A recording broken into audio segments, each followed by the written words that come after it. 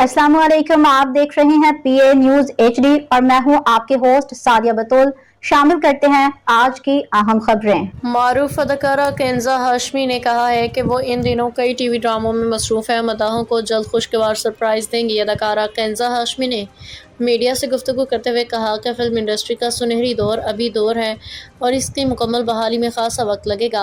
आयज़ा खान ने social media के नुकसानात पर खबरदार कर दिया। एहतियात की अपील। केंजा का कहना था, शोबिज़ इंडस्ट्री को पहुँचने वाला नुकसान बहुत गहरा है जिसका ताला फौरी तौर पर मुमकिन नज़र नहीं आता। कई प्रोड्यूसर दिवालिया हो चुके हैं जबकि बहुत से फनकार खामोशी से सफ़ेद पोशी की ज़िंदगी गुजार रहे हैं। उन्होंने कहा कि बैरून मुल्क से ऑफर्स आ रही हैं लेकिन ज़ाती तौर पर पाकिस्तानी प्रोडक्शंस को तरजीह देती हूँ। मेरे लिए मेयारी किरदार ही सब कुछ है।